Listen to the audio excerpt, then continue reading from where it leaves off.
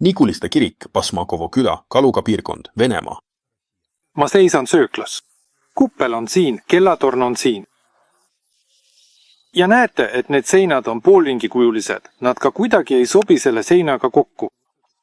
See tähendab, et need kinnitati siis karniisi külge, millegi seal külge. Täpselt sama on siinpool, sealpool. Lihtsalt see ühendati siin külge, kuskil tehti auk sisse.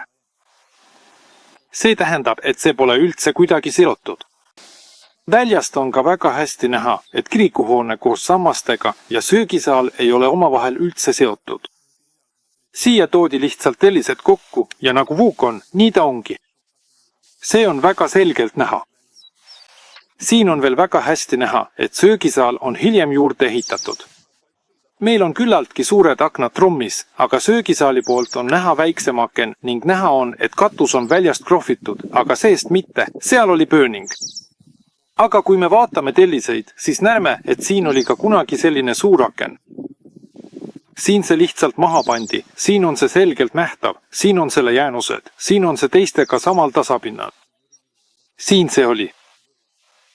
Nad võtsid selle, panid maha ja tegid katusest söögisaali. See tähendab, et varem lihtsalt polnud söögisaali. Aga kuidas on lood selle tohutu avausega templist kellatorni poole? Kas ta käis just õues?